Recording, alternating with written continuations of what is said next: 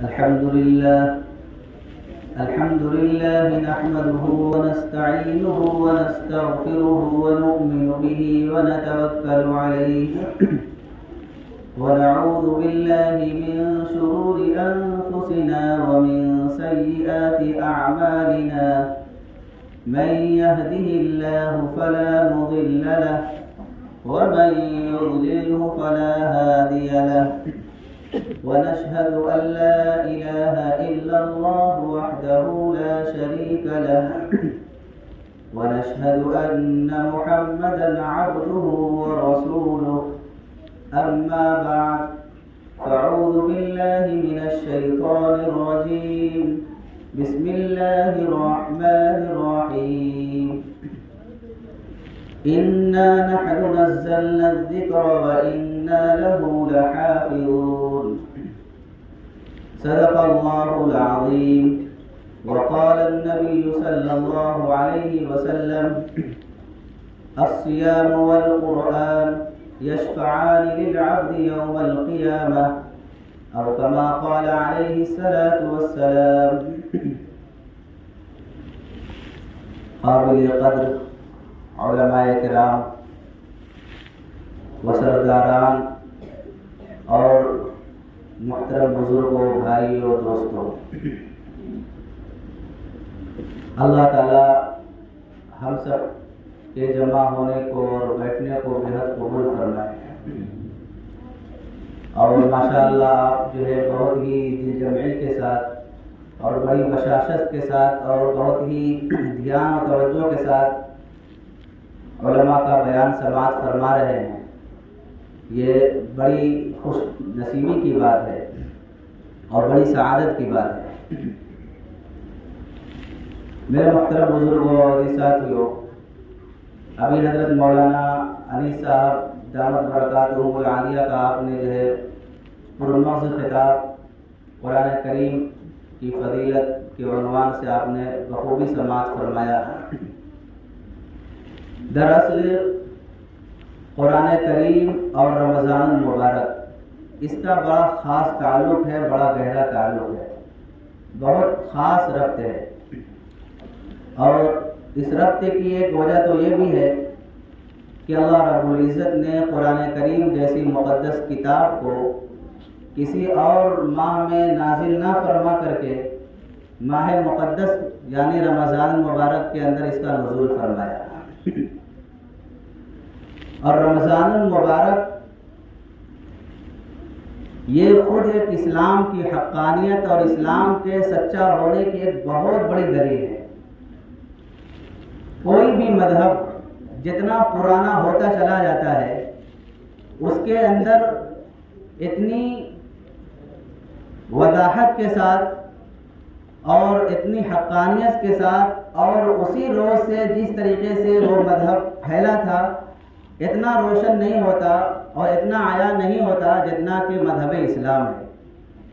رمضان المبارک خود ایک اسلام کے حقانیت کی ایک بہت بڑی دلیل ہے کہ 1400 سال کا زمانہ گزر گیا، اس کے باوجود بھی ہم دیکھتے ہیں کہ جب رمضان کا مہینہ آتا ہے تو پوری دنیا کے اندر ایک انقلاب برپا پیدا ہو جاتا ہے اور مسلمانوں کے اندر ایک خاص قسم کی، ایک الگ قسم کی ایک خاصیت پیدا ہو جاتی ہے اور ایک بدلاؤ پیدا ہو جاتا ہے۔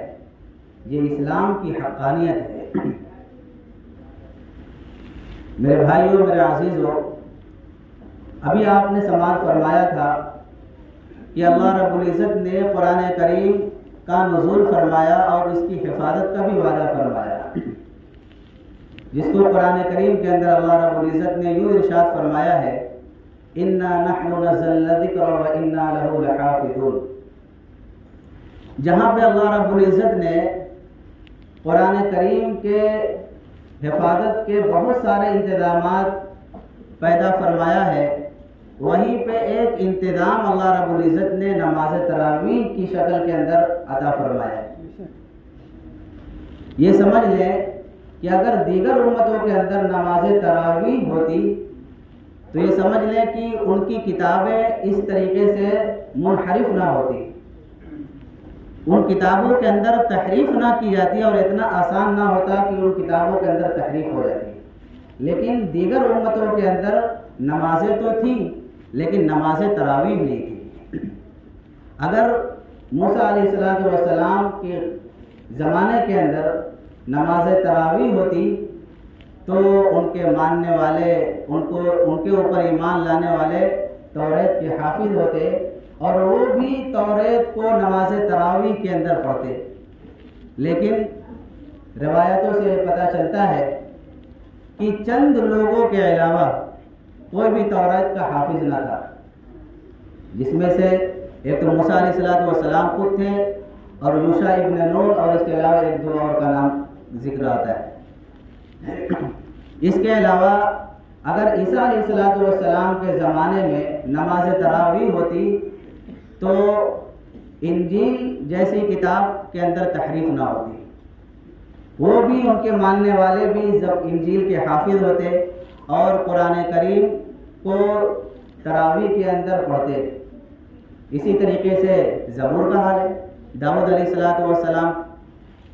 تو یہ اللہ کا بہت بڑا انعام ہے. ہم مانے نہ مانے لیکن یہ سمجھ لیں نماز تراویح جو ہے یہ اللہ کا بہت بڑا انعام ہے مسلمانوں پر، اور خصوصاً حفاظ کرام کے اوپر یہ بہت بڑا انعام ہے. اگرچہ وقتی طور پر تھوڑا سا بوجھ لگتا ہے، تھوڑی سی چند دنوں کے لیے ٹینشن ہوتی ہے، تھوڑی سی محنت بڑھ جاتی ہے، لیکن یہ اتنا بڑا انعام ہے حفاظ کرام پر کہ اس کو بیان نہیں کیا جا سکتا. کہ تراویح کے ذریعے سے اللہ رب العزت نے قرآن کریم کو باقی رکھا ہے، اور بھی بہت سارے انتظامات ہیں جہاں پہ ایک انتظام نماز تراویح ہوئی. جب رمضان المبارک کا مہینہ شروع ہوا ایک مرتبہ، بخاری اور مسلم شریف کی روایت میں ہے کہ آپ صلی اللہ علیہ وسلم رمضان کی رات میں گھر سے مسجد کے اندر تشریف لائے اور نماز کو شروع کیا. ایک بات میں عرض یہاں پہ کرتا چلوں، آپ صلی اللہ علیہ وسلم دیگر مہینوں کے اندر یعنی 11 مہینوں کے اندر تہجد کی نماز گھر کے اندر پڑھا کرتے تھے، مسجد کے اندر نہیں پڑھتے تھے.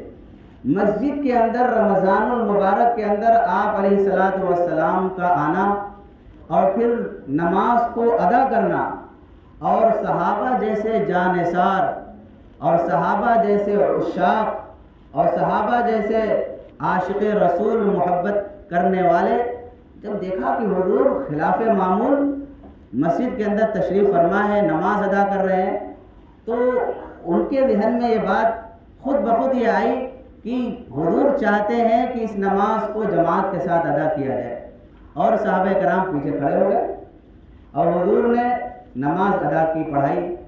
ایک دن ہوا، دوسرے دن بہت سارے لوگوں کو اور اطلاع ہوگی جو گھروں کے اندر نماز پڑھا کرتے تھے تہجد کی یا رمضان کے اندر جو دیگر عبادات کیا کرتے تھے. تو دوسرے دن اور بھی بھیڑ ہو گئی، دوسرے دن، تیسرے دن پھر حضور تشریف لائے، مسجد کھچا کھچ بھر گئی.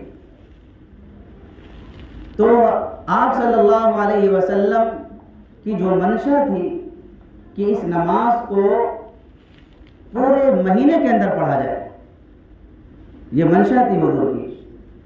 لیکن منشا کے ساتھ میں آپ صلی اللہ علیہ وسلم کی نظر قیامت تک پر تھی، اور مجھ جیسے ناکارہ لوگوں پر بھی تھی کہ مجھ جیسے ناکارہ اور کوتاہ لوگ بھی اس امت کے اندر پیدا ہوں گے. اس لیے آپ صلی اللہ علیہ وسلم جہاں حضرات صحابہ کرام کا عشق اور جذبہ دیکھ رہے تھے کہ یہاں پہ حضرات صحابہ کرام تو بہت جذبے کے ساتھ بڑے شوق کے ساتھ آ رہے ہیں، وہیں پہ ہم جیسے ناکارہ لوگوں پر بھی نظریں تھی کہ آگے چل کر کے انحطاط کا دور آئے گا، لوگوں کے اندر غفلتیں پیدا ہو جائیں گی، لوگوں کے اندر سستیاں پیدا ہو جائیں گی. تو اس لیے آپ صلی اللہ علیہ وسلم چوتھے دن تشریف نہیں لائے. لیکن حضور کی منشا، اصل عاشق جو ہوتا ہے، بات کو متوجہ ہو جائے، اصل جو عاشق ہوتا ہے وہ اپنے محبوب کی منشا کو پورا کرنے کی کوشش کرتا ہے، اور حضرات صحابہ کرام سے بڑا عاشق کوئی نہیں تھا. اب سوال آپ کے ذہن میں آ رہا ہوگا کہ بخاری اور مسلم کی روایتوں کے اندر بس اتنا ہے کہ آپ علیہ الصلوۃ والسلام نے رمضان کی راتوں میں 3 دن نماز کو پڑھایا۔ اس زمانے کے اندر اس نماز کا کوئی نام نہیں دیا گیا تھا، لیکن جو ہے سوال ابھی باقی ہے کہ پھر آپ نے کتنی رکعت پڑھائی؟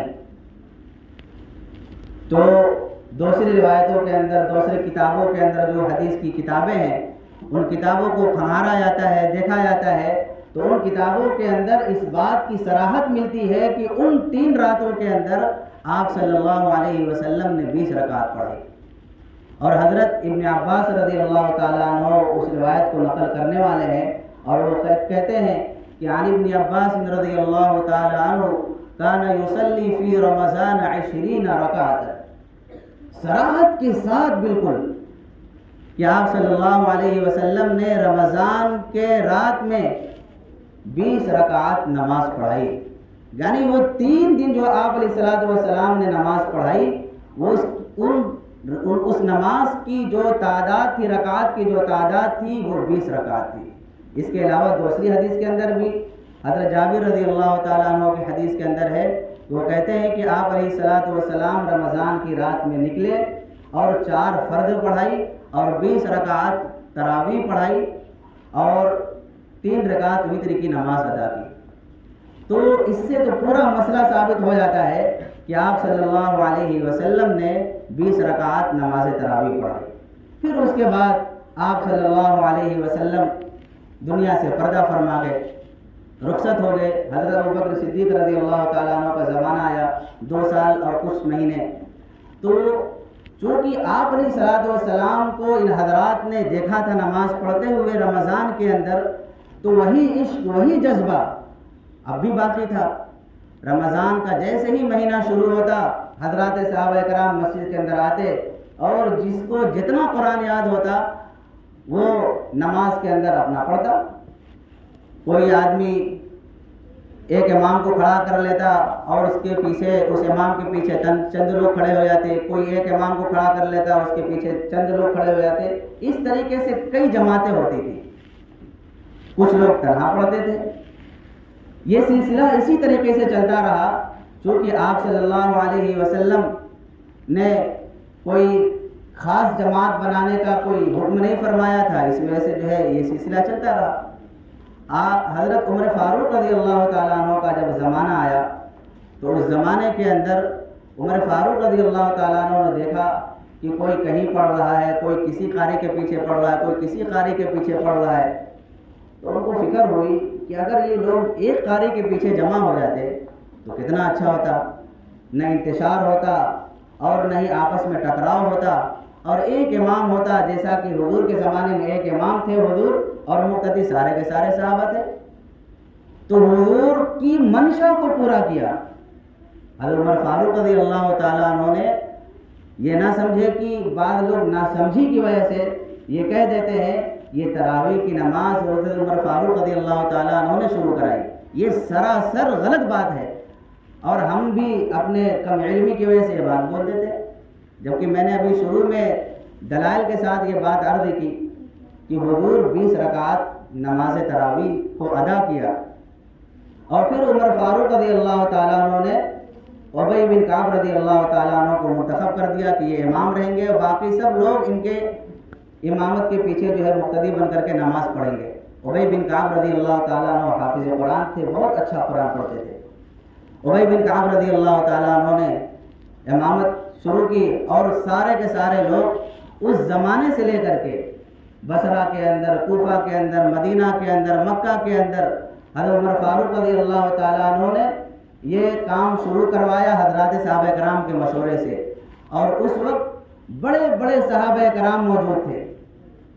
حضرت عثمان غنی رضی اللہ تعالیٰ عنہ خلفائے راشدین میں سے، حضرت علی کرم اللہ وجہہ یہ بھی خلفائے راشدین میں سے، اور خود عمر فاروق رضی اللہ تعالیٰ عنہ، اس کے علاوہ دیگر اور بھی بڑے بڑے صحابہ کرام رضوان اللہ تعالیٰ علیہ مجمعین کی ذات اقدس تھی، وہ بھی موجود تھی، لیکن کسی ایک صحابی نے نہیں کہا کہ آپ نے تو بہت زیادہ رکعت باندھ دی۔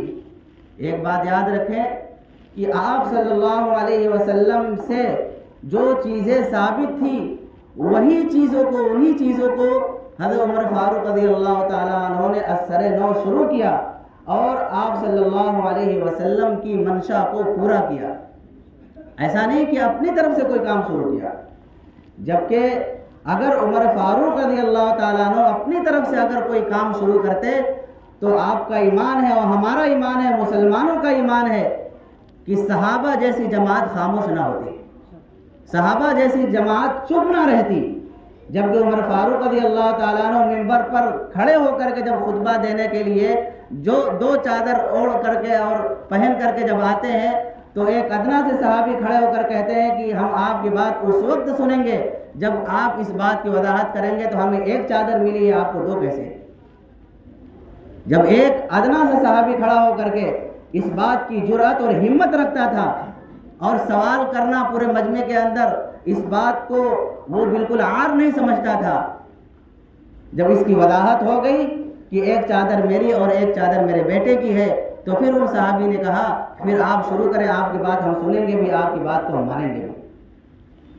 تو بتاؤ بڑے بڑے صحابہ کرام سے کیسے ہو سکتا ہے کہ حضرات صحابہ کرام خاموش رہتے؟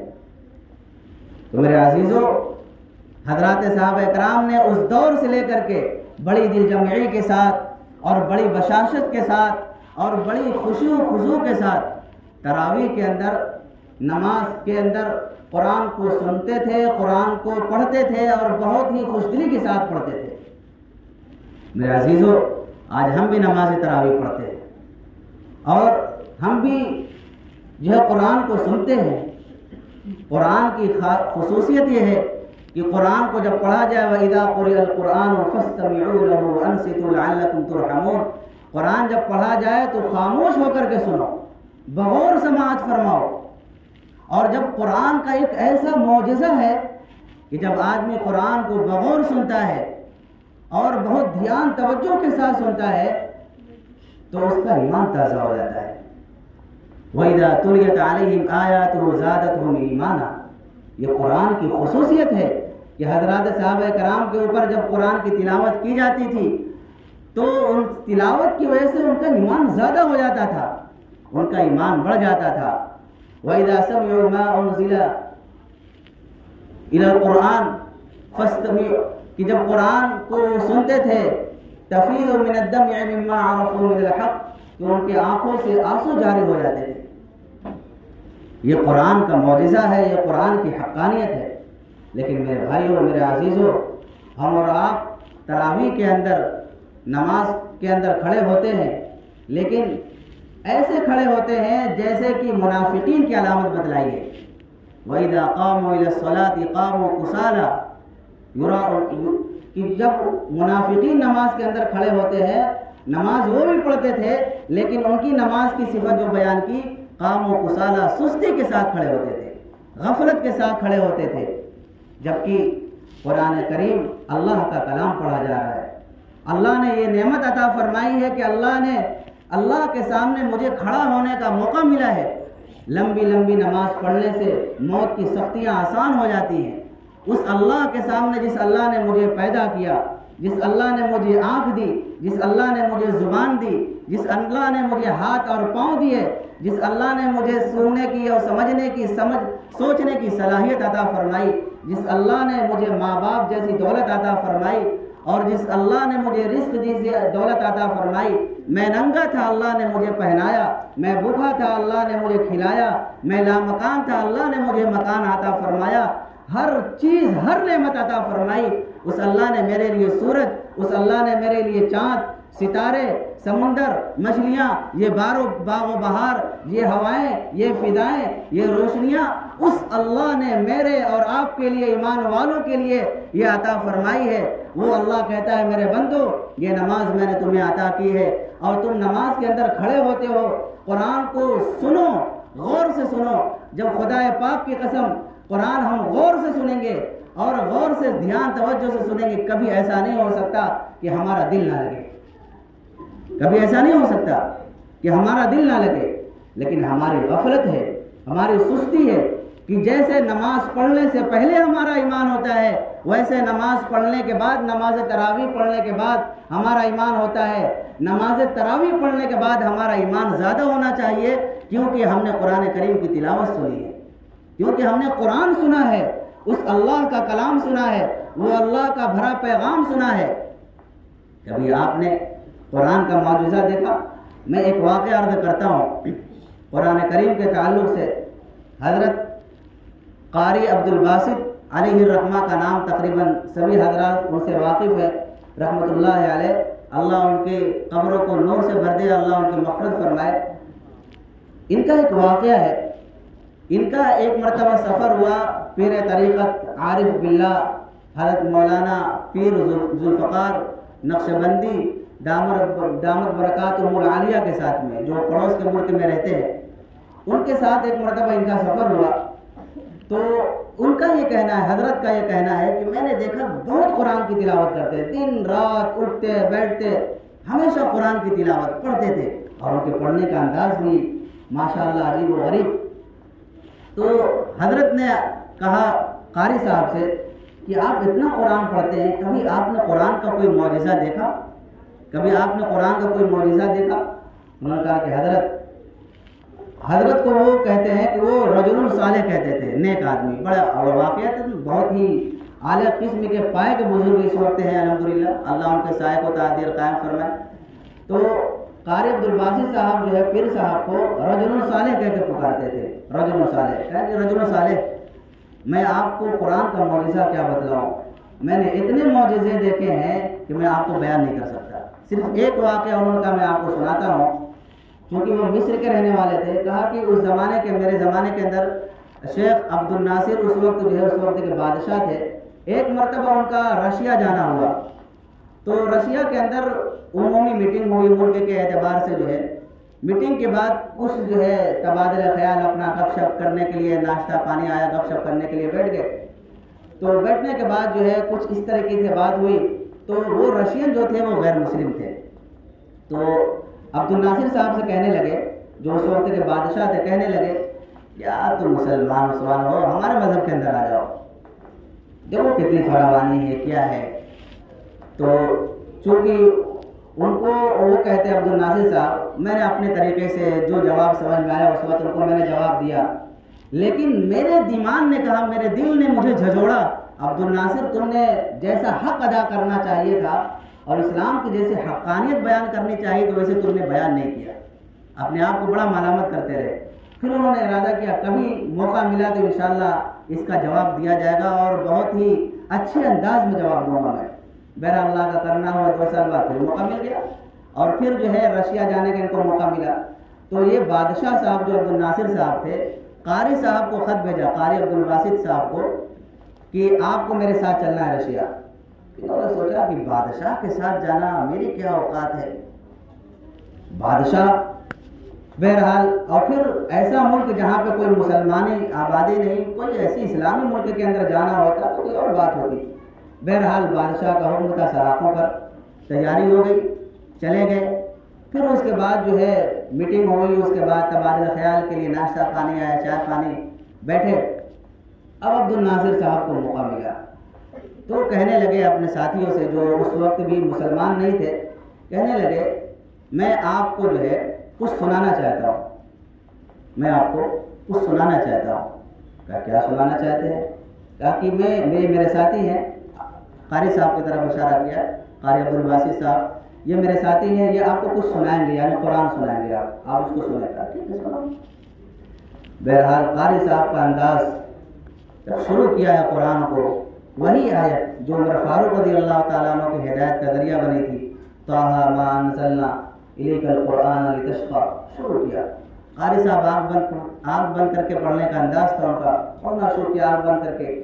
قاری صاحب کہتے ہیں کہ میں نے 2 رکوع میں نے پڑھا، اور 2 رکوع پڑھنے کے بعد جب میں نے آنکھ کھولا ہے تو میں نے دیکھا کہ وہ جو قرآن کو سمجھتے نہیں تھے، جن کے سینوں کے اندر ایمان جیسی دولت نہ تھی، ان کی آنکھوں سے ایسے ٹپ ٹپ آنسو گر رہے تھے جیسے کوئی بہت بڑا حادثہ ان کے ساتھ پیش آ گیا ہو۔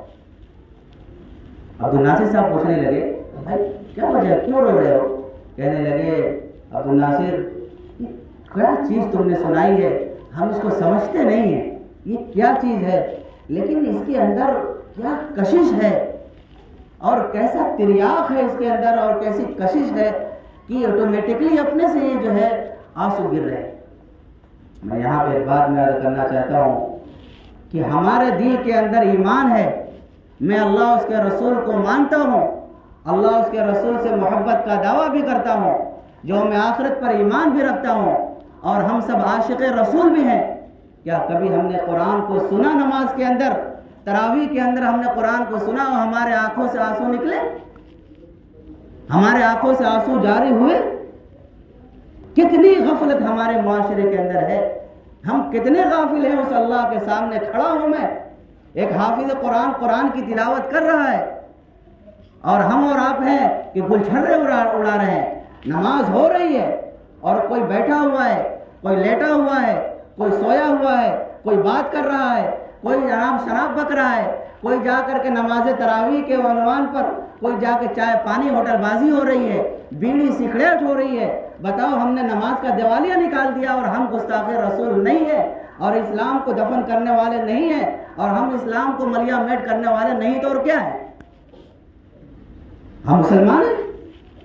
جاؤ دیکھو، میرا یہ انداز نہیں ہے اور نہ میں اس لیے کہہ رہا ہوں کہ میں کسی کے خلاف بول رہا ہوں، میں صرف سمجھانے کے لیے بات عرض کر رہا ہوں۔ جہاں پہ 3 دن کی تراویح ہوتی ہے، جاؤ دیکھو کتنی بڑی بڑی گستاخیاں ہوتی ہیں، نماز کی کتنی اہانت ہوتی ہے۔ میں یہ کہتا ہوں، میں نے پچھلے جمعہ میں بھی اپنے یہاں جمعہ میں کہا تھا، اس سے بہتر ہوتا کہ آپ گھر بیٹھ جاتے، آپ جا کر کے نماز کی توہین، نماز کی اہانت نہ کرتے۔ ایک پجاری جو غیر مسلم ہے اپنے بت خانے پر جاتا ہے، جبکہ وہ جبکہ ہم جانتے ہیں وہ باطل ہے، جبکہ ہم جانتے ہیں کہ وہ باطل ہے اور اس کا کوئی دھرم نہیں ہے اور کوئی برحق مذہب نہیں ہے، لیکن وہ اپنے آپ کو حق پر سمجھ کر کے جاتا ہے اور کیسے خشوع خضوع کے ساتھ جاتا ہے اور کیسے دھیان توجہ کے ساتھ جاتا ہے اور اپنا ماتھا ٹیکتا ہے، کیسے ہاتھ جوڑتا ہے۔ کیا وہ بادشاہ ہو، کیا وہ فقیر ہو، ہر آدمی چاہے وہ پیسہ آ گیا ہو، چاہے وہ ملک کا وزیر اعظم PM CM کیوں نہ ہو، لیکن پھر بھی وہ اپنا پوجا پاٹ نہیں دیکھتا اور نہیں وہ چھوڑتا ہے، اس کو ترک کرتا ہے۔ آج ہمارے یہاں پیسہ آ گیا اور ہمارے اندر دنیا داری آ گئی، بہت بڑے ہم کہیں پردھان منتری اپنے دنیاوی اعتبار سے بن گئے، نمازیں چھوٹ گئی، تلاوتیں چھوٹ گئی، دینداریاں چھوٹ گئی، ہم کہاں کے ہیں کچھ نہیں پتا۔ میرے عزیزو، ہم نماز پڑھنے آئے ہیں، یہ نماز کی بہت بڑی توہین ہے اور دین کے کسی ایک بڑے رکن کی توہین کر دینا۔ مفتی صاحب بیٹھے ہیں، فتویٰ پوچھے کیا ہوتا ہے، لیکن میرے عزیزو کتنا افسوس ہوتا ہے۔ ارے خدا پاک، تم نوجوان ہو کر کے اس اللہ کے سامنے چند گھنٹے کھڑے نہیں ہو سکتے؟ چند گھنٹے اللہ کے محبت میں، اللہ کے عشق کے کھڑے نہیں ہو سکتے؟ جس اللہ نے مجھے سب کچھ عطا فرمایا ہے، میں بیمار ہوتا ہوں پھر بھی وہ اللہ صحت دیتا ہے، میں نافرمانی کر کے آتا ہوں اور نماز چھوڑ کر کے آتا ہوں، حی علی الصلاۃ حی علی الفلاح کی صدائیں ظہر کی اذان میں ہوتی ہے، بلند ہوتی ہیں، اور پھر میں سن کر کے اور اس کو پسے پش ڈال کر کے آتا ہوں اور دسترخوان پر بیٹھتا ہوں اور میٹھے میٹھے نوالے توڑ کر کے کھاتا ہوں۔ یہ کس کے نوالے؟ نہ بسم اللہ ہوتا ہے، نہ اللہ کا شکر ہوتا ہے، وہ اللہ کھلا رہا ہے۔ نافرمانی کر کے آیا ہوں پھر بھی وہ اللہ کھلا رہا ہے۔ عشاء کے وقت، عشاء سے پہلے یا عشاء کے بعد میں آتا ہوں پھر بھی وہ اللہ کھلا رہا ہے۔ صبح کے وقت فجر کھول کر کے میں ناشتہ کرتا ہوں پھر بھی وہ اللہ کھلا رہا ہے۔ کبھی ہم نے سوچا؟ آج موقع ملا ہے، اس اللہ نے موقع دیا ہے کہ نماز تراویح کے اندر 20 رکعت میری محبت میں، میرے عشق میں اور میری معیت میں آؤ اور نماز پڑھو میرے بندو۔ میں اس نماز کے بدلے میں تمہیں ہدایت عطا کروں گا، میں تمہیں متقی بنا دوں گا، میں تمہارے دنیاوی اور اخروی مسائل کو حل کر دوں گا، موت کی تکالیف کو آسان کر دوں گا۔ یہ ایسی نماز ہے۔ میرے عزیزو، ہم کتنے غافل ہو گئے اور کتنے ہم دور چلے گئے۔ رمضان کا مہینہ آیا، بیداری ہوتی ہے الحمدللہ، اور الحمدللہ پڑھنے والے بھی بہت ہیں اور پڑھنے والوں کا بہت قربانیاں اس کے اندر ہے، لیکن میرے عزیزو بہت ہی بے حرمتی بھی ہوتی ہے، دین کی اہانت بھی ہوتی ہے، جیسا کہ میں نے عرض کیا، اور گھوم پھر کر کے جاتے ہیں اور کتنے ایسے ہیں جیسے ہی رکوع ہوا دوڑتے ہیں، جبکہ مسجد کے اندر دوڑنا سخت منع ہے۔ مسجد کے اندر دوڑتے ہیں، جبکہ اس کے بعد دوڑنے کے بعد کسی کو رکوع ملا نہیں ملا مسئلہ پتہ نہیں، اور پھر اس کے بعد 2 بجے تراویح ختم ہو رہی ہے، 3 بجے تراویح ختم ہو رہی ہے، اور پھر 3 بجے کے بعد گپ شپ کر کے گھر گئے۔ 3 دن کے بعد کیا ہوا؟ بھائی ہم نے تراویح پڑھ لی، ہم نے تراویح پڑھ لی۔ یہی اسلام ہے؟ یہی اسلام ہے؟ گھوم پھر کر کے گئے، یہی تراویح ہو گئی؟ کتنے تو شریک بھی نہیں ہوتے، تراویح کے نام پر گھر سے نکلتے ہیں اور پھر کہتے ہیں کہ میری تراویح ہو گئی، اور کیا 3 دن نماز تراویح؟ جبکہ حضور کی منشا تھی یہ 30 دن چلے، اور اس منشا کو حضرات صحابہ کرام رضوان اللہ تعالی علیہ اجمعین نے اس کو زندہ کیا، اور اس کے علاوہ اس کے بعد بزرگان امت نے، اور اس کے بعد اور بزرگان امت نے، جب تک آج تک وہ سلسلہ چلا آ رہا ہے، اور وہ 30 دن تک سلسلہ چلا آ رہا ہے۔ وہ 30 دن نماز تراویح پڑھنا یہ سنت موقتہ ہے، یہ ضروری ہے۔ یہ 3 دن سے کام نہیں چلنے والا، یہ 5 دن سے کام نہیں چلنے والا۔ ہم کہتے ہیں حافظ جی 10 دن کی پڑھا دو، میاں ہمیں کاروبار بھی کرنا ہے، 7 دن کی پڑھا دو، تھوڑا سا چوک بازار بھی کرنا ہے۔ اللہ کے بندو شرم کرو اپنے اوپر کہ اللہ نے یہ سیزن دیا ہے کمانے کا جیسے سیزن آتا ہے نا، ابھی مندہ چل رہا ہے نا، اگر خدا نہ خاصا سیزن آ جائے تو ہم جانور بن جائیں گے، جانور۔ حقیقت بتا رہا ہوں میں سب کچھ کھانے تک کی فکر نہیں ہوگی کہ کھانا ہو رہا ہے کہ نہیں ہو رہا ہے۔ بس چاپ جو چڑھے گا وہ 8 گھنٹہ 5 گھنٹہ 10 گھنٹہ وہ چاپ چڑھے گا تو فجر نہیں ختم ہوگا۔ رات بھر چاپ چڑھا کر کے ہم کھڑے ہو جاتے ہیں، اس اللہ کے سامنے 2 گھنٹے 1.5 گھنٹے کھڑے ہونے کی توفیق نہیں ہوتی۔ میرے عزیزوں ہم شرم کریں اس اللہ سے جس اللہ نے مجھے سب کچھ عطا فرمایا، شرم کریں اس اللہ سے کہ آخر یہ سیزن عطا فرمایا اس اللہ نے اور ہم اس کو غفلت میں گزار دیں۔ یہ سمجھ لیں یہ سیزن اس لیے عطا فرمایا اور اس کا مقصد بھی بتایا۔ یہ سمجھ لیں ہماری سروس ہو رہی ہے، جیسے گاڑی کی سروس ہوتی ہے نا۔ اگر یہ رمضان نہ ہوتا، میں بارہ کہتا ہوں، اگر ہم رمضان نہ ہوتا تو ہم اتنے دور چلے جاتے، خدا پاک کی قسم جتنی تھوڑا مسلمانوں کی شکل دکھ رہی ہے نا وہ پتہ نہیں کہاں ہوتی کیا ہوتی۔ رمضان کے اندر کچھ بیداریاں پیدا ہو جاتی ہیں، کچھ بیداریاں پیدا ہو جاتی ہیں، یہ سروس کا نتیجہ ہے۔ یہ رمضان کے اندر جو سروس ہوتی ہے دل کی نا، یہ سروس کا نتیجہ ہے۔ گاڑی پرانی ہوتی ہے تو آدمی کہتا ہے سروس کرا لو، یہاں بڑی کھٹپٹ چل رہی ہے، بڑی آواز کر رہی ہے، اور جیسی سروس ہوتی ہے 1 نمبر کی، تو یہ ہماری دل کی سروس ہو رہی ہے۔ رمضان کے اندر یہ تراویح کے اندر یہ سروس ہو رہی ہے ہمارے دل کی، روزہ رکھ کر کے اللہ سروس کرا رہا ہے۔ ہمارے خواہشات مر جائیں، ہماری خواہشات ٹوٹ جائیں۔ میرے عزیزو اس لیے اس اللہ نے ہمیں یہ تراویح کی نماز عطا فرمائی، تو نماز تراویح کو بشاشت کے ساتھ پڑھیں، خوشی کے ساتھ پڑھیں، دل جمعی کے ساتھ پڑھیں، دھیان توجہ سے سنیں۔ جبکہ قرآن کریم کے اندر ایمان کے تازہ ہونے کی، زیادہ ہونے کی اللہ نے وہ صفت رکھی ہے، پھر بھی ہمارا ایمان تازہ نہیں ہو رہا ہے تو اپنے اندر خامی ڈھونڈیں کہ آخر میرا ایمان بڑھا کیوں نہیں، میرا اللہ سے تعلق بڑھا کیوں نہیں، میرا اللہ سے دل لگا کیوں نہیں، میں اللہ سے مانگنا چاہتا ہوں، میرا مانگنے کا دل کرتا کیوں نہیں، میرا روزہ رکھنے کا دل کرتا کیوں نہیں، نماز میں پڑھنے کا نماز میں دل لگتا کیوں نہیں۔ جبکہ نماز میں سجدہ کرتا ہے تو بتایا گیا گویا کہ تم یہ محسوس کرو کہ میں اپنے رب کے پیروں پر سجدہ کر رہا ہوں، اتنا قریب ہوتا ہے اللہ سے۔ کبھی احساس ہوا؟ کبھی اللہ کو دیکھنے کا شوق ہوا؟ بھائی کوئی کسی سے عشق کرتا ہے تو کیسا سوچتا ہے دیدار ہو جائے، ارے مر مٹو ایسے کسی خاکی پہ مت کر خاک اپنی زندگانی کو، جوانی کر فدا اس پر جس نے دی دوانی کو۔ اس اللہ نے جوانی دی، اس اللہ کے اوپر اپنے جوانی کو مر مٹاؤ، اس اللہ نے مجھے جوانی عطا فرمائی ہے۔ کبھی دیکھنے کا شوق ہوا اللہ کو؟ اللہ کہتا ہے، میرا نبی کہتا ہے نماز پڑھ لے ہو، دھیان بیٹھاؤ کہ میں اللہ کو دیکھ رہا ہوں۔ وہ اللہ کہتا ہے یہ خیال پیدا کرو کہ میں اپنے رب کی زیارت کر رہا ہوں۔ اور بدقسمتی سے ایمان کی خرابی کی وجہ سے اگر یہ نہ ہو سکے، اتنا تو بیٹھا لو اللہ کے بندوں کہ میرا رب تو مجھے دیکھ ہی رہا ہے، میرا رب تو مجھے دیکھ رہا ہے۔ جبکہ اس زمانے کے اندر نماز پڑھتے تھے، تیر لگ جاتی تھی، نماز کو ختم کرنے کا سوچتے نہ تھے. ایک صحابی کو اللہ کے حبیب نے ایک پہاڑ پر متعین کیا چند صحابی کو کہ ہم لوگ آرام سے رات میں جو ہے، چونکہ اس زمانے کے اندر سفر جب ہوتا تھا تو چند لوگوں کو پہرا کے لیے کھڑا کراتے تھے حضور، اور باقی سارے لوگ آرام سے سوئے. تو چند صحابہ کو ایک پہاڑی پر کھڑا کرایا کہ آپ لوگ نگرانی کرنا.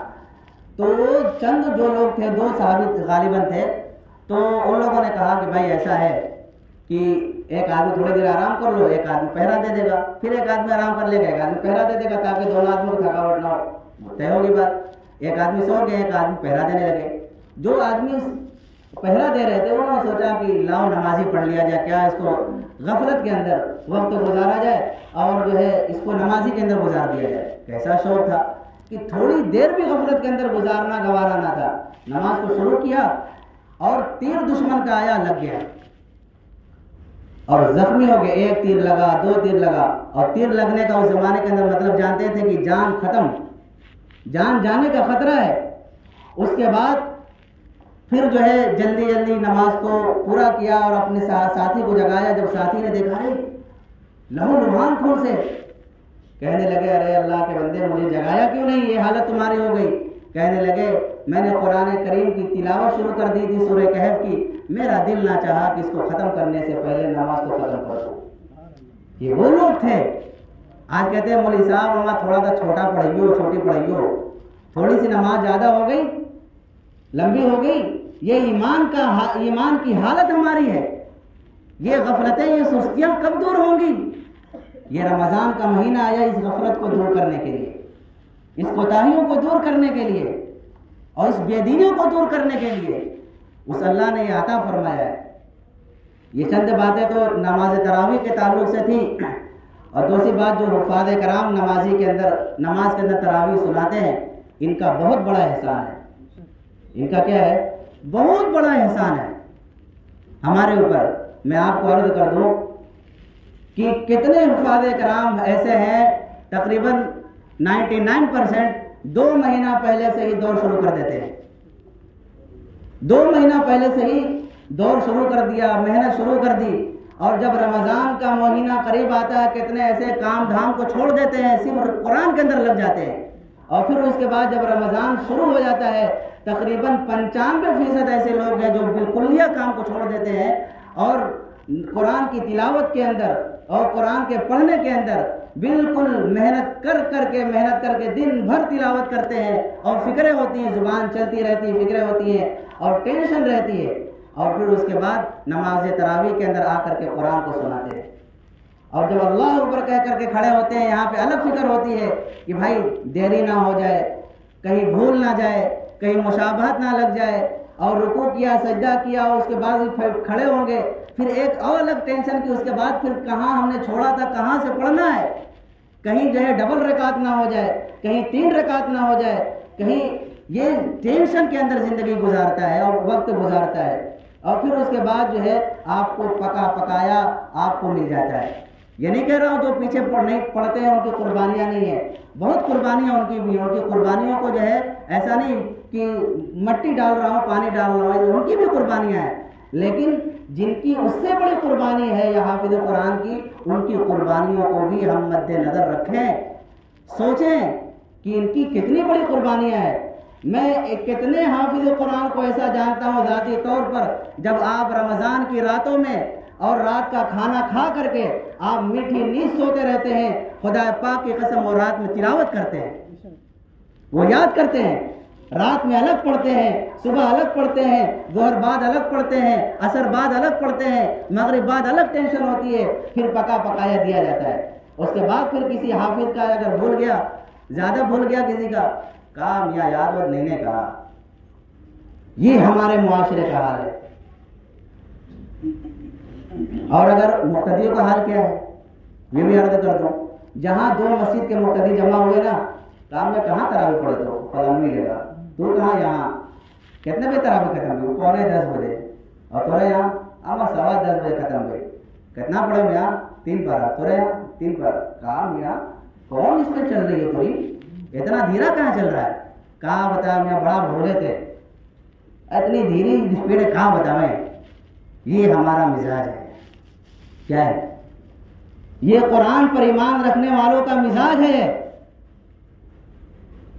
یہ تبصرہ بازیاں ہوتی ہیں. اللہ کے بندو، کبھی سوچا مارکیٹ کے اندر ہر طریقے کے لوگ ہوتے ہیں. جب بھائی بھائی کا مزاج نہیں ملتا، بھائی بھائی کی رفتار نہیں ہوتی، تو حفاظ کرام کی ہر حفاظ کرام کی رفتار ایک جیسی کیسے ہو جائے گی؟ مشین تھوڑی ہے کہ ایک جیسا اترے گا. مشین میں بھی کبھی کبھی یہ بجھا بھی بنا جاتا ہے. ہوتا ہے کہ نہیں ہوتا؟ سب کچھ ہونے کے بعد بجھا بنا گیا، تیر لگ گئی. ہوتا ہے کہ نہیں ہوتا بھائی؟ ہوتا ہے نا. تو یہ تو زبان ہے، اس کے اندر بھی بہت سارا بجھا بنا جاتا ہے کبھی کبھی. تو آپ کو برداشت کرنا چاہیے. آپ کو جو حافظ بھول رہا ہے، یہ ہماری اور آپ کی ذمہ داری ہے. اس بچے کی، اس آدمی کی حوصلہ افزائی کرے. یہ نہیں کہ وہ حافظ قرآن کھول کر کے دیکھ رہا، بھول گیا، اما دیکھو کتنی دیر ہو رہی ہے یار. یہ نہیں ہونا چاہیے. آپ اللہ کے گھر میں بیٹھے درود شریف پڑھو نا، استغفار پڑھو. تب سے اتنی دیر میں جب سے وہ حافظ قرآن کو دیکھ رہا ہے، بھول گیا وہ دیکھ رہا ہے، استغفار پڑھو، درود شریف پڑھو، ثواب کماؤ. اطمینان سے بیٹھے رہو.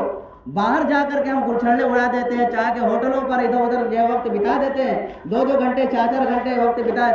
اس اللہ کے گھر میں بیٹھ کر کے چند منٹ زیادہ ہو جاتا ہے تو ہمارا حواس باختہ ہو جاتا ہے، لالے پڑ جاتے ہیں ہمارے. یہ علاج میں اس طرح نہیں دے رہا ہوں، میں اس لیے عرض کر رہا ہوں اللہ مجھے عمل کی توفیق، ہمارے ذہنیت صحیح ہو جائے. ہماری ذہنیت صحیح ہونی چاہیے. یہ ہمارا حال ہے. زیادہ وقت ہو رہا ہے، ذمہ داران ہے، کنارے بلا کر کے سمجھائیں. بابو کوئی دقت کی بات نہیں، بلا رہا ہے کوئی ٹینشن نہیں ہے، بلا ہی رہا ہے نا، کوئی کان تھوڑی کر دیا، کوئی مرڈر تھوڑی کر دیا تم نے، بلا رہا ہے کوئی دقت نہیں، پڑھیں گے. آپ کی یہ حوصلہ افزائی اس بچے کے لیے پائے تکمیل تک پہنچانے پر جو کامیابی ملے گی، خدا پاک کی قسم اللہ آپ کو اجر و ثواب دے گا. اللہ آپ کو اجر و ثواب دے گا. اور ممکن ہے کہ اس عمل کی وجہ سے اللہ آپ کو جنت نصیب کر دے. آپ بچوں کو چلاتے ہیں، کیسے چلاتے ہیں؟ 1 سال کا بچہ ہوتا ہے، اپنے بچوں کو چلایا ہوا کبھی نا؟ کیسے پکڑ کے چلاتے ہیں؟ کبھی گر نہ پائے، بس ایک قدم بڑا فوراً پکڑ لیتے ہیں. تو اس طریقے سے یہ بچہ بھی ہے. امامت کرنا کوئی بچوں کا کھیل نہیں ہے. جو آدمی سال بھر میں کبھی مصلی پر کھڑا نہیں ہوا، وہ آدمی مصلی پر کھڑا ہوگا تو اس سے کیفیت پوچھو کہ کیا حالت ہوتی ہوگی، کیا کیفیت ہوتی ہوگی. نئے لوگ ہیں، نیا علاقہ ہے، نیا محلہ ہے اور نئی کوالٹی کے لوگ ہیں. کون کیسے مزاج کا ہے، کون کیسے مزاج کا ہے. اور حافظ جی نے بھیج دیا، قاری صاحب نے بھیج دیا، استاد صاحب نے بھیج دیا، اور یہاں پہ یہ بچہ پہلے دن آ کر کے مصلی پر کھڑا ہو کر کے جب ہم تو شریف پڑھ کر کے اور آگے بڑھتا ہوگا. اس آدمی سے پوچھو کہ کیا دل کی کیفیت ہوتی ہے. آپ نہیں سمجھیں گے اس کو، وہ حافظ قرآن سمجھے گا، وہ پڑھنے والا سمجھے گا. آپ کو بس تعاون کرنا ہے اس آدمی کی، آپ کو حوصلہ افزائی کرنا ہے اس بچے کی. چاہے آپ کا بچہ ہو، چاہے محلے کا بچہ ہو، چاہے محلے کے باہر کا ہو. دیر ہو رہی تو بھی برداشت کرو، جلدی ہو رہا ہے تو بھی جو ہے اس کی حوصلہ افزائی کرو، دیر ہو تو بھی حوصلہ افزائی کرو. اس کی زبان پر، اس کے منہ پر کبھی نہ کرو اما بڑا بھول گئے آج. یہ نہیں ہونا چاہیے. کوئی دقت کی بات نہیں، بچے بھول کے کوئی حرج کی بات نہیں. اگلے دن تو اس طریقے سے حوصلہ افزائی کریں گے تو پھر یہ بچہ انشاءاللہ اعلیٰ درجے پر فائز ہوگا، کامیاب ہوگا. ایک بات میں اور عرض کر دوں آپ کو، بہت ذمہ داری سے بات میں عرض کر رہا ہوں. تراویح پڑھانے کا مسئلہ ایسا ہے، یہاں بھی بہت سے حفاظ کرام ہیں، چاہے وہ 30 سال سے تراویح پڑھانے والا کیوں نہ ہو، ٹینشن ہوتی ہے، فکر ہوتی ہے. میں تقریباً 15 سال سے زائد ہو گئے تراویح پڑھاتے ہوئے، جبکہ میں امامت کرتا ہوں 5 وقت اپنے یہاں، اس کے باوجود مجھے تراویح پڑھانے کی ٹینشن ہوتی ہے. ٹینشن یہ الگ چیز کی نامی ہے، یہ ٹینشن ہوتی ہے. جبکہ مجھے تقریر کرتے ہوئے کوئی ٹینشن نہیں ہوتی، اور بھی بہت سارے کام کرتے ہوئے کبھی ٹینشن نہیں ہوتی، لیکن نماز تراویح پڑھاتے ہوئے ٹینشن ہوتی ہے. صرف کیوں؟ ایک تو لوگوں کا مزاج دیکھ کر کے، اور پھر ایک قرآن کا ایک الگ روب ہے. یہ ٹینشن ہوتی ہے، چاہے وہ کتنے ہی پرانا حافظ کیوں نہ ہو، ٹینشن ہوتی ہے، اس کو فکر ہوتی ہے. میں جب تک قرآن مکمل نہیں ہو جاتا میں اپنا محلہ چھوڑ کر کے بھی کہیں نہیں جاتا. اس قدر ٹینشن ہوتی ہے. ان کے جذبات کی قدر کریں. ہاں، دوسری بات یہ تو حافظ قرآن کے تعلق سے بات ہو گئی، اور بھی بہت سارے چیزوں کی سدھار کرنے کی ہمیں اور آپ کی ضرورت ہے جو ہے. اور ہمارا مزاج کیا ہے؟ جیسے میں نے شروع میں کہا کہ قرآن پڑھا جاتا ہے تو ایمان تازہ ہو جاتا ہے، ایمان زیادہ ہو جاتا ہے. ایمان زیادہ نہ ہونے کی دو وجہ ہیں. ہمارا ایمان زیادہ نہیں، ایک تو وجہ ایک ہے ہم دھیان سے نہیں سنتے، دوسری وجہ تو یہ ہے کہ پڑھنا صحیح نہیں ہوتا. دونوں وجہ ہیں اس کے اندر. کبھی آپ بہت دھیان سے سنیں، پڑھنا صحیح نہیں ہے تو ایک کوٹے کا نہیں بڑھنے کا، کچھ بھی نہیں ہونے کا. جیسے آئے تو اسی طرح ہاتھ دھو کے چلے جائیں گے. آج ہماری فکر کیا ہے؟ جھاجا میل ایکسپریس کو لاؤ، جو جھاجا میل ایکسپریس ہوگا اسی کو لاؤ. اتنا تگڑا پڑھے کہ اتنا تگڑا اڑا دے کہ سب کچھ چھوڑ کر کنارے ہو جائے، پتہ ہی نہ چلے کہاں گیا. یہ ہمارا مزاج ہے کہ نہیں ہے؟ ہاں، ایسا مزاج ہے. میں ایک بات کہوں، میرے اس حافظ سے، خود اس حافظ نے کہا جو 3 دن کی تراویح سناتا تھا، اس حافظ نے خود کہا مولوی صاحب توبہ کرتا ہوں. کہا کہ توبہ کو گناہ کر دیا کیا بھائی؟ زنا نہ کر دیا ہے توبہ کر رہے ہو؟ تراویح پڑھانے سے کہہ رہا توبہ کرتا ہوں میں. 3 دن کی تراویح پڑھانے سے کہہ رہا مولوی صاحب اللہ کے پر اللہ معاف کرے. اس کی زبان سے بار بار یہ نکل رہا اللہ معاف کرے. جو جرم کرنے والا خود جرم قبول کر رہا ہے تو آپ بتاؤ کیا کریں گے آپ؟ کیوں؟ اس کو پتا ہے کہ میں نے کیا کانڈ کیا ہے، اس کو پتا ہے کہ میں نے ایسا اڑایا پھڑایا کہ کچھ پتا نہیں چلا کہاں گیا. خود اس کو پتا ہے. کیا ایمان تازہ ہوگا؟ کیا ایمان زیادہ ہوگا؟ ایسے حافظ قرآن سے ایمان زیادہ ہوگا ایسے پڑھنے والے پر؟ ایک مرتبہ جو ہے، میں تقریباً 10 سال ہوئے ہوں گے، میں جگہ کا نام نہیں بتاؤں گا، میں اپنی تراویح ختم کر کے گیا سننے کے لیے. وہیں پہ وہی 3 دن والی سننے کے لیے گیا. میں دیکھوں کیا پوزیشن چل رہی ہے. تو میں اپنی بات بتا رہا ہوں. 15 منٹ کے بعد کچھ سمجھ میں آیا کہ حضرت یہاں چل رہے ہیں.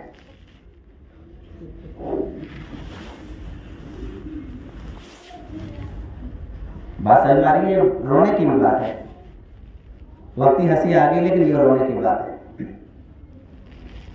اللہ معاف کر رہا ہے. میرے عزیزوں یہ مزاج ختم کر دے، یہ مزاج ختم کر دے. حافظ قرآن سے کل قیامت کے دن کیا کہا جائے گا؟ اقرأ ورتقی ورتل کما کنت ترتل فی الدنیا فإن منزل لک عند آخر آیت تقرأها. کیا انداز اختیار، کتنے مسائل کو حل کر دیا اس حدیث سے. پھٹافٹ والے کا پتہ صاف کر دیا. کیا اللہ کے حبیب نے فرمایا اقرأ ورتقی ورتل کما کنت ترتل. آپ قرآن پڑھتے جاؤ، جنت کے درجوں پر چڑھتے جاؤ. فی الدنیا فإن منزل لک عند آخر آیت تقرأ. جیسا کہ تو دنیا میں جھاجا میل پڑھتا تھا، نہیں، ٹھہر ٹھہر کر کے پڑھا کرتا تھا، اطمینان سکون سے پڑھا کرتا تھا، اس طریقے سے پڑھ. ورنہ جھاجا میل والے کو تو وہاں کوئی میل نہیں ہے. پڑھنا 3 طرح کا ہوتا ہے، ایک ترتیل ہے، ایک تدویر ہے، ایک حدر ہے. اس کے علاوہ چوتھی کوالٹی نہیں ہے پڑھنے میں. ترتیل جیسے جلسے وغیرہ میں قرأت کی جاتی بالکل سکون کے ساتھ. آپ صلی اللہ علیہ وسلم ترتیل والا قرآن پڑھتے تھے. ایک ہے تدویر، یہ درمیانے چال والے جیسے نماز کے اندر عموماً پڑھا جاتا ہے. ایک ہے حدر کہ اس کے اندر تھوڑی رفتار بھی ہوتی ہے اور نہ حروف کی ادائیگی، نہ الف مدہ کٹے، نہ یا مدہ کٹے، نہ واو مدہ کٹے. بہت سے لوگ سوچ رہے کون بنا آ گیا مدہ واو مدہ. بہرحال ہم سمجھائیں گے نہیں اس کو، یہ موقع نہیں سمجھانے کا. یہ سمجھ لیں مختصراً یہ ہے کہ حروف کی ادائیگی بھی ہو، سارے چیز کی مد غنہ اخفا پر باریک کو ادا کرتے ہوئے رفتار تیز ہو. بہرحال کوئی حرج کی بات نہیں، رفتار تیز کرنے کی بالکل ممانعت نہیں ہے. وہ پڑھنا ہو جو حدر کے اندر ہو تو اس طریقے سے آپ پڑھ سکتے ہیں. لیکن ایسی ڈیمانڈ نہ کریں آپ 5 پارہ پڑھ رہے ہو تو ایسا صفایا کرو کہ 3 گھنٹہ میں جہاں 3 پارہ جتنی دیر میں ہوتی ہے اتنی ہی دیر میں 4-5 پارہ بھی ہو رہی ہے. کیا پڑھ لے بھیا؟ یہ نہیں ہونا چاہیے. میں حافظ قرآن سے یہ بات کہوں گا، جہاں تک میری بات پہنچے اور پہنچائیے، کہ اللہ نے آپ کو بڑا اونچا مقام عطا کیا ہے، بہت اونچا مقام عطا کیا ہے. خدا پاک کے لیے اس قرآن کی بے حرمتی نہ کرو، قرآن کی توہین نہ کرو. یہ قرآن آپ کی شفاعت کرے گا، یہ قرآن آپ کو جنت میں لے جائے گا. جو حدیث پاک میں نے پڑھی تھی خطبے کے اندر، الصیام والقرآن یشفعان للعبد یوم القیامہ، یہ قرآن اور روزے، رمضان کے جو روزے ہیں، یہ بندوں کے لیے شفاعت کا ذریعہ بنیں گے، شفاعت کریں گے. اور ہم نے بیڑا ہی غرق کر دیا اس کا، تو کون سی کا شفاعت کریں گے بھائی؟ تو قرآن جب پڑھا جاتا ہے تو ایمان تازہ ہو جاتا ہے، لیکن جبکہ دو چیزیں اس کے اندر ہو، تو دھیان توجہ سے بھی ہو اور پڑھنا بھی صحیح ہو، جب جا کر کے یہ صفات پیدا ہوگی. اور آپ جو ہے اپنے اندر تھوڑی سی وسعت رکھیں، تھوڑا سا وقت لے کر کے آئیں، اللہ کے دربار میں جا رہے ہیں، وقت لے کر کے آئیں. ایسا نہ ہو کہ بس جو ہے وہی جلد بازی ہو، وقت لے کر کے آئیں اور حافظ سے کہیں، اور حافظ خود جو ہے پڑھنے کو بیکار نہ کرے، اطمینان سے پڑھے. اور حق تو یہ ہے کہ کم سے کم 1 پارے سوا پارے کی تراویح ہونی چاہیے، بہتر تو یہی، اعلیٰ درجے کی کوالٹی کی بات تو یہی. لیکن اگر بہت لوگ کی تھوڑا سا توجہ ہے کہ بھائی تھوڑا سا اور ہو جائے تو زیادہ سے زیادہ، اس سے زیادہ مشورہ دینا بیکار ہے. بہت اگر پڑھ رہے ہو کہ میں چونکہ خود ہی 3 پارہ پڑھ رہا ہوں، آپ کو پتہ چلے کہ مولوی صاحب نے بیڑا غرق کر کے گئے یہاں پہ، میں خود 3 پارہ پڑھ رہا ہوں، تو بہرحال اگر 3 پارہ بھی پڑھ لیں تو ڈھنگ سے پڑھ لیں تھوڑا سا، لیکن اس سے زیادہ کہ شاید میں مشورہ نہ دوں گا آپ کو. تو میرے عزیزوں جو ہے، لیکن پڑھنا صحیح ہونا چاہیے. آپ 3 پارہ بھی پڑھ رہے ہیں تو کوئی حرج کی بات نہیں ہے، اصل مسئلہ پڑھنے کا ہے. آپ کے اندر بھی وسعت ہونا چاہیے، اور حافظ قرآن خود اس بات کو مد نظر رکھ کر کے پڑھے کہ قرآن کا حق ادا کرے، قرآن کو ترتیل کے ساتھ پڑھے. وَرَتِّلِ الْقُرْآنَ تَرْتِيلًا، یہ اللہ رب العزت اپنے محبوب کو کہہ رہا ہے، میرے محبوب قرآن کو آرام سے پڑھیے، ٹہر ٹہر کر کے پڑھیے، اطمینان سکون سے پڑھیے. یہی وہ قرآن تھا جو بالکل ناپید تھے اور جاہل تھے اور کیسے کیسے مزاج کے لوگ تھے، قرآن کو صرف سنا ہے، آنسو جاری ہو گئے اور ان کو ہدایت مل گئی. آخر ہمارا ایمان کیوں نہیں بڑھتا؟ وجہ بس یہی ہے، قرآن صحیح نہیں پڑھایا تھا، قرآن کی بے حرمتی ہو رہی ہے ہمارے معاشرے کے اندر. ہم بس سمجھتے ہیں کہ بس ہم نے پڑھ لیا، 4 دن 5 دن کی کام ختم ہو گیا. نہیں میرے عزیزوں، ہم اپنے اندر بدلاؤ لائیں. یہ اللہ کا کلام ہے، یہ اللہ کے محبوب کے اوپر اترا ہے. میرے عزیزوں، ہم سب اس کو بیائی اسی طریقے سے باقی رکھیں، یہ ہم سب کی اہم ترین ذمہ داری ہے. اس لیے حفاظ کرام کا مقام مرتبہ مولانا نے بہت واضح طور پر بیان کر دیا، میں اس کے اندر نہیں جاؤں گا. میں کہ اللہ رب العزت جب حافظ قرآن کا اتنا مقام اونچا کیا ہے کہ ان کے والدین کو سورج سے زیادہ روشن تاج پہنایا جائے گا، تمہارا اللہ نے کوئی مقام اور کوئی درجہ متعین نہیں کیا. قرآن پڑھتے جاؤ، جنت کے درجوں پر چڑھتے جاؤ. اتنا اونچا مقام ہے، اور اپنی فیسلٹی گرا دو، تم ختم کر دو. ارے اللہ نے تمہارے سینوں کے اندر قرآن رکھا ہے، ہم نے اپنی ویلو سمجھے ہی نہیں. رمضان جب آئے گا، معذرت کے ساتھ یہ بات عرض کر رہا ہوں، لیکن توجہ دلانے کے لیے، بیدار کرنے کے لیے میں بات عرض کر رہا ہوں کہ کتنا رونا آتا ہے کہ اللہ نے تمہارے سینوں کے اندر قرآن رکھا ہے. تمہارا مقام اتنا اونچا ہے کہ تمہاری وجہ سے کتنے جہنمی لوگوں کو شفاعت نصیب ہوگی. انہوں نے سوچا تمہاری تو ہوگی ہی ہوگی، تمہاری وجہ سے کتنے جہنمیوں کو جنت نصیب ہو جائے گی. لیکن تمہارا حال یہ ہے کہ رمضان کے اندر پتہ چلتا ہے کہ یہ حافظ ہی ہے، رمضان کے اندر پتہ چلتا ہے یہ حافظ صاحب ہے، اور اپنے حافظ صاحب کا ثبوت دینے کے لیے 15 دن 20 دن کا جو ہے کلین شیو نہیں ہوگا. یہ معذرت کے ساتھ ہے. ایسے تو تمام مسلمانوں کو جو ہے داڑھی کا رکھنا جو ہے یہ ضروری ہے، لیکن جن کے اوپر اتنے بڑے بڑے فضائل ہیں، عالم ہے، حافظ ہے، آپ ہی کنگال ہو جاؤ، ملیا میٹ ہو جاؤ، تو دین کس سے کوئی آدمی سیکھے گا؟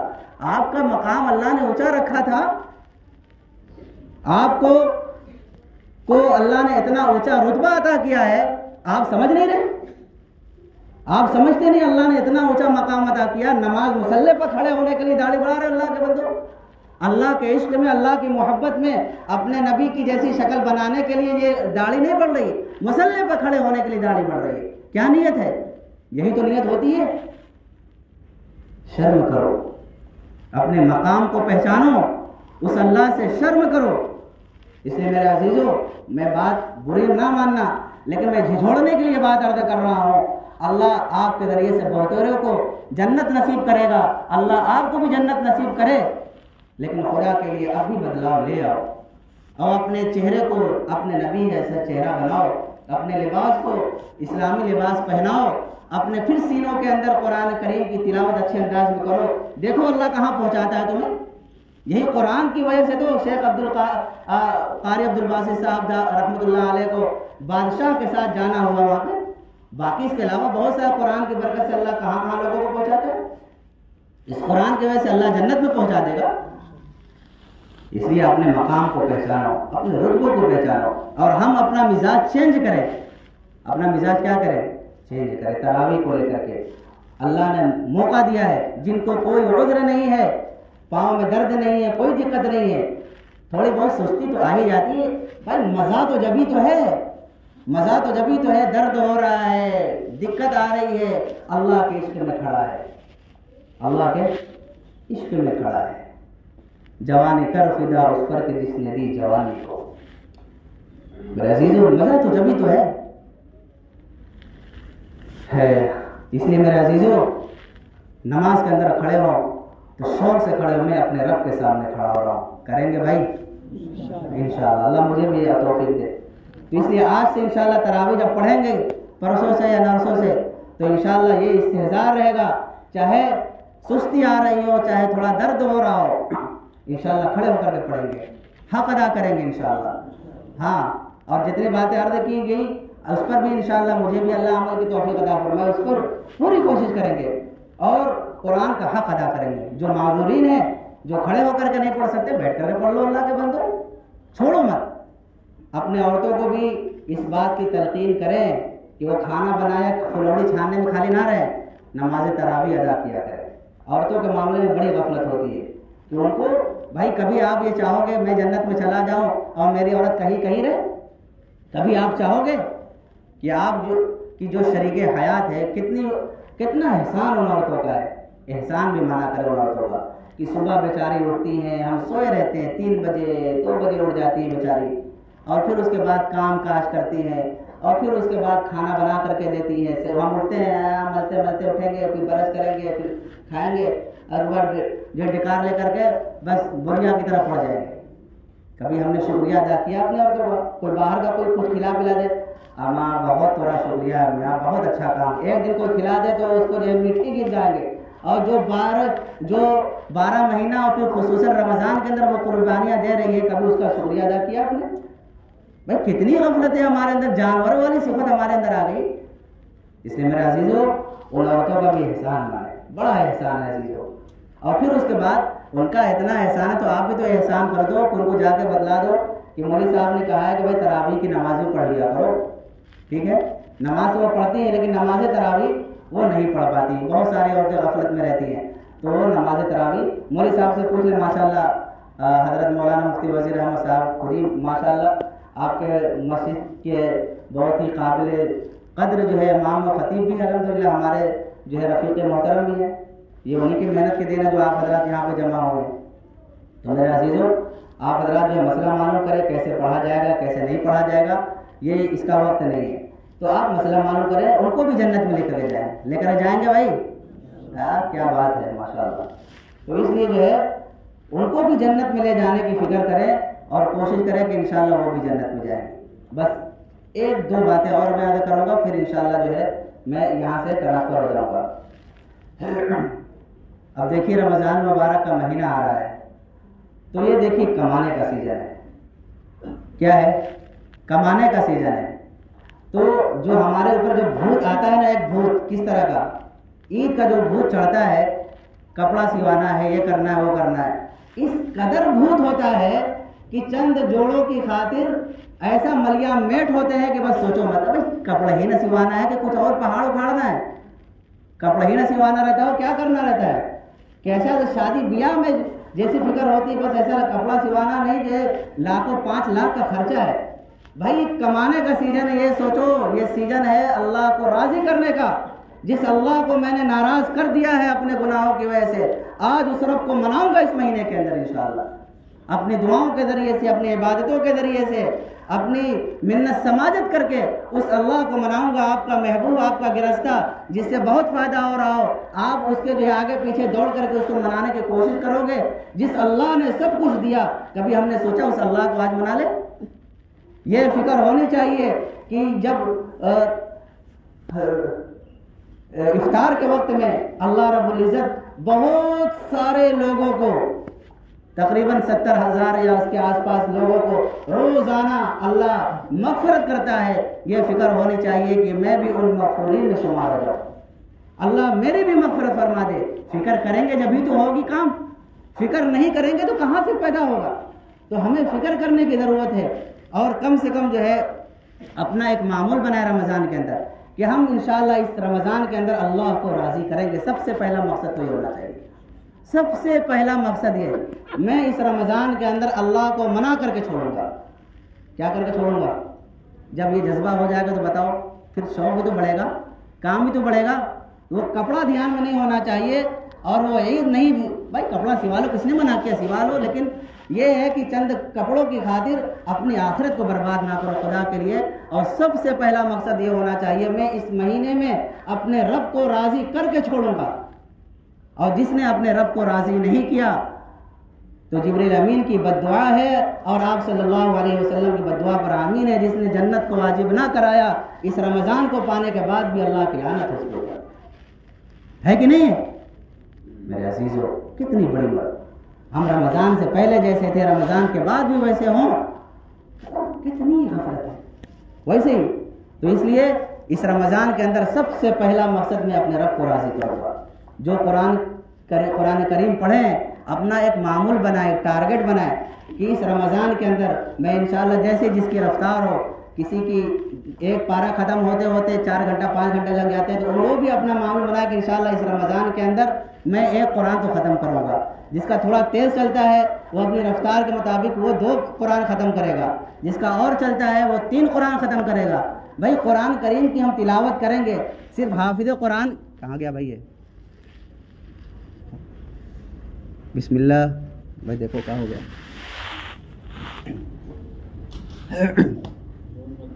کام ہو رہا ہے بھائی، آخری چل رہا تھا، آ جاؤ بھائی۔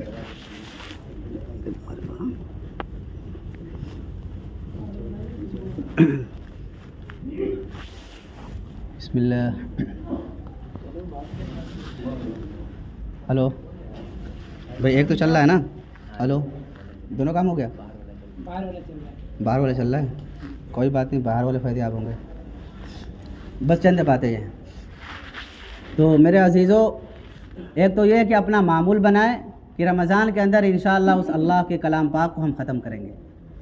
ہمارا مزاج کیا ہے کہ بس ہم قرآن خوانی کے اندر جا کر کے قرآن تو پڑھ لیتے ہیں، اور بعض ایسے بھی لوگ ہیں کہ قرآن کو پڑھواتے اپنے بچوں کو اس لیے کہ اماں بلوا آئے گا تو پھر پڑھنے والا کوئی رہے گا نہیں، ایسے بھی لوگ بھی ہیں۔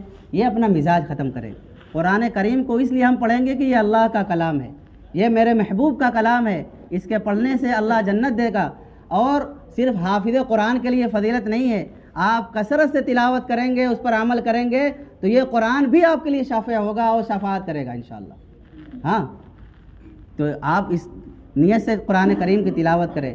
تہجد کی نماز ہم پورے 11 مہینے کے اندر پڑھنا چاہیں تو بڑا مشکل کام ہوتا ہے، فجر ہی گول رہتی تو کہاں تہجد پڑھائے گی، لیکن رمضان کے اندر پوری کوشش کریں کہ ہم جہاں اٹھتے ہیں وہاں بہت پہلے لوگ اٹھ جاتے ہیں، لیکن برش کرنے میں گھلا ملا کر کے پان کھانے میں ادھر بیڑا گرک کر دیتے ہیں، اور صرف سحری کھا کر کے کتنا بیڑا جو ہے بوریے کی طرح لیٹ جاتے ہیں۔ بھائی اللہ نے رمضان دیا خدا کے لیے، سحری کھا کر کے آرام نہ کرو، کم سے کم اگر وقت ہے تو 2 رکعت 4 رکعت 6 رکعت جیسا بھی وقت ہے، پورے مہینے میں پورے سال میں توفیق نہیں ہوتی، کم سے کم رمضان کے اندر تہجد کی نماز ہم ادا کرنے کا معمول بنائیں اپنا، کہ تہجد کی نماز ہم جو ہے انشاءاللہ پڑھیں گے، اور جتنا بھی ہو سکے گا جیسا بھی موقع رہے تہجد کی نماز ہم پڑھیں گے۔ اور پھر روزے کے اندر جو ہے روزے کا خوب اہتمام کرے، اپنے پاک رزق کا اہتمام کرے، اور پھر اس کے بعد جو ہے افطار کے وقت دعاؤں کا خوب اہتمام کرے، اپنی عورتوں کو بھی بلائیں، ایسا نہیں گرم گرم چاہیے یہ حساب کتاب نہ بنائیں، بھائی تھوڑا نرم گرم چلا لو، کوئی دقت نہیں ہے، آؤ بارگاہ الہی میں اور ہاتھ اٹھا کر کے اس اللہ سے دعا کرو۔ اللہ دیکھ کر کے کتنا خوش ہوتا ہوگا کہ میرا نام جب تک نہیں لیا جائے گا جب تک یہ غلام کھائے گا نہیں، کہ کتنا خوش ہوتا ہوگا یہ اللہ جانتا ہے، ہم کیا جانیں گے۔ یہ بہت عین وقت ہے، کتنے حدیثوں کے اندر ہے کہ دعائے افطار کے وقت دعا قبول ہوتی ہے، لیکن ہم کیا کریں گے؟ ماتے رہیں گے، برش کرتے رہیں گے یا دتون مانجتے رہیں گے، ابھی تو 5 منٹ باقی ہے، جب 5 منٹ باقی رہے گا تب دوڑ لگائیں گے، پھر اس کے بعد وضو بنائیں گے، کرتے کرتے آتے آتے ختم بیڑا گرک، اذان ہو گئی۔ تو یہ ہمارا معمول ہے، کم سے کم دعائے افطار کے وقت میں 10 منٹ پہلے بیٹھیں، کم سے کم 10 منٹ پہلے بیٹھیں، اس اللہ سے کو راضی کریں، اللہ کو منائیں، اس اللہ سے دعا کریں۔ اور رمضان کے اندر پورے مہینے اللہ دعا کی قبولیت کا وقت ہے، پورے رمضان میں خصوصاً تہجد کے وقت میں اور افطار کے وقت میں اللہ سے دعا کریں۔ اور ایک اور بات، جو اینٹی وائرس ہمارے اندر جو ہے، جو وائرس پھنسا ہوا ہے، جو گناہوں کا وائرس ہے، سب سے پہلے اس کو ڈیلیٹ کریں۔ جب تک وہ ڈیلیٹ نہیں کریں گے ہمارے پورے جسم کا، پورے دل کا بیڑا غرق کرتا رہے گا۔ اس لیے سب سے پہلا کام ہم اللہ سے توبہ کریں، اپنے گناہوں سے توبہ کریں۔ ایک بزرگ نے کہا کہ ہم اولین درجے کی بات تو یہ ہے کہ ہم پورے گناہوں سے توبہ کر لیں۔ کوئی ہمارا جیسا پھسڈی قسم کا اگر آدمی ہو تو کم سے کم وہ یوں تو کر لے کہ میں ایک گناہ تو اس رمضان کے اندر چھوڑ دوں گا، کبھی قریب نہیں جاؤں گا۔ کم سے کم درجے کی بات ہے، ایک گناہ تو میں چھوڑ ہی دوں گا۔ تو انشاءاللہ جو ہے باقی پھر رمضان کے فضائل اور اس کے اوپر مولانا نے بیان کیا بھی ہوگا اور سنیں گے بھی انشاءاللہ جو ہے۔ اللہ تعالیٰ مجھے بھی تمام لوگوں کو عمل کی توفیق عطا فرمائے۔